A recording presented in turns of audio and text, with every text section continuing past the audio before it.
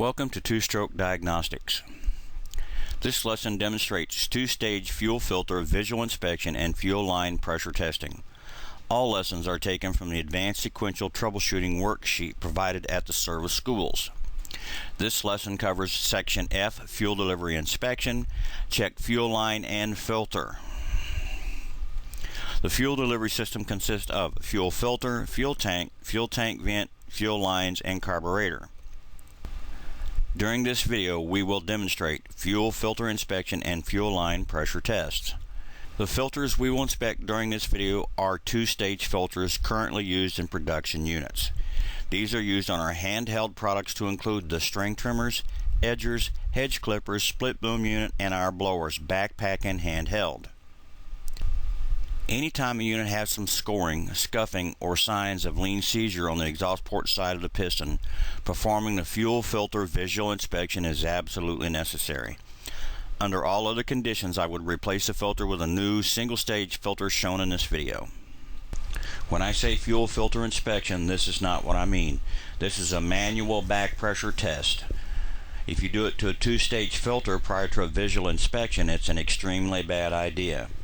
It's nothing more than back pressuring the filter, either manually as in this video or with pressure. The technician doing this may think the filter is just fine and not do any further inspection of the filter. He may even reuse it. It's just a bad idea altogether. The only thing that was accomplished on our little video was to prove that a good set of lungs can force air backwards through a fuel filter. Rarely will you find a small fuel filter like this plugged so bad you cannot force air back through it in this manner. Doing this to any two-stage filter prior to the visual inspection is an extremely bad idea. If there is varnish or gum or anything else plugging the second stage screen, you will blow it back into the filter and probably never know it was there. Visual inspection of two-stage fuel filters. The 30cc and above has felt here, the same as the below 30cc, but it has a white plastic base. It also has a domed screen. The screens and tweed are here to catch the lint from the felt, dirt, varnish, gum, whatever, to prevent it from getting into the carburetor. The tweed filter will actually collect varnish and gum while the machine sets. Again, white plastic base, 30cc and above, black plastic base, below 30cc. Another characteristic of felt is that it will absorb water, and once it has absorbed the water, it will restrict fuel flow through that filter. This is very hard to determine. Dirty fuel filters and screens, blocked with varnish or gum on the inside of the fuel filter, are a major cause of fuel starvation and piston scoring.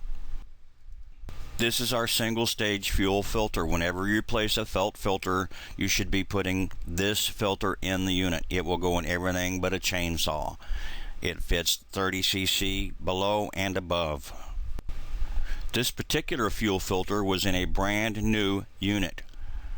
The unit would not attain fuel engine RPM. The dealer replaced, first we adjusted the carburetor, replaced the carburetor. I eventually called the unit back in order to determine what the fault was. I found this on the fuel filter inspection. This is our under 30cc filter identified by the black plastic. Easy disassembly. Remove the spring clip.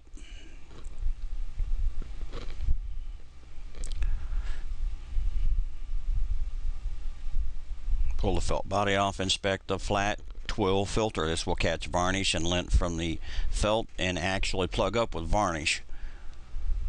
Squeeze the felt to see if it's soft. If it's soft or pliable, it's good. If it's hard as a rock, it is bad. This is our 30cc and over filter, identified by the white plastic.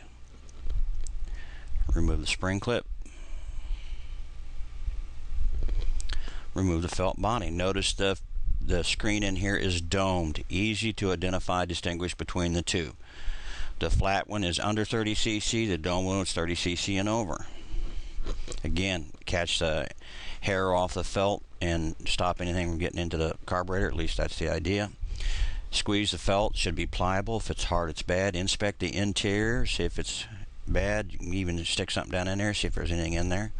So far, these look pretty good. The two fuel filters we just visually inspected passed that visual inspection easily.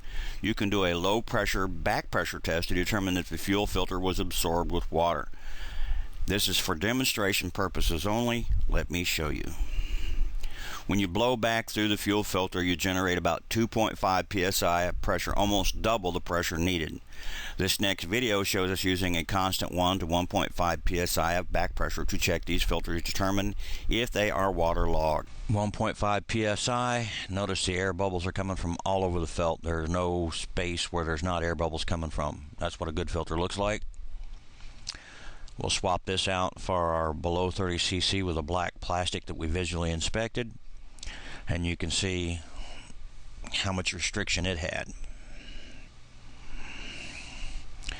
Notice the areas where the bubbles aren't coming out, that's waterlogged. Alcohol draws water, felt absorbs the water. Next is the 30 cc and above with a white plastic. This was in a unit. Look at that. A lot of plugged felt there. Restricted the fuel flow. Actually more volume than anything. Next, we're going to do an under 30 cc that we deliberately soaked in water and let it absorb into the felt. Look at that, completely plugged down here. Completely. Now this thing's been out of the tank for a while. So with this experiment you can see what waterlogged felt looks like. Felt filters absorb water. That absorbed water will block the flow of fuel to the carburetor. Once a felt filter gets waterlogged, it will block the fuel from passing. Alcohol draws water into the fuel. Fuel filters account for the majority of lean seizures and scuffing on the exhaust port side. Always do a visual inspection of the two-stage filter first. As you saw, determining that a fuel filter is blocked with water takes some effort, and more often than not is missed during diagnosis. Now we move on to the fuel line pressure test. Caution: prior to installing the pressure tester, the fuel tank, carburetor, filter, and lines must be purged of fuel. We want them wet, but lines and filter empty. Always handle fuel within the appropriate safety guidelines. We don't want to start a fire or get hurt.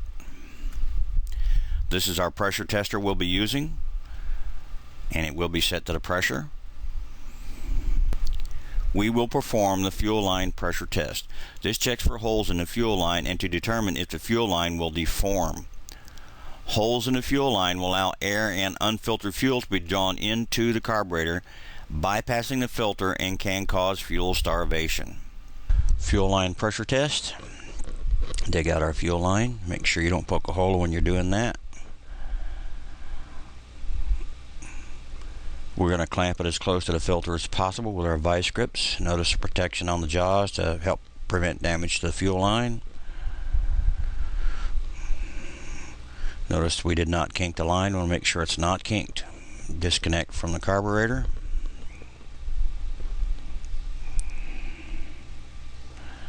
Hook up our adapter for our pressure tester.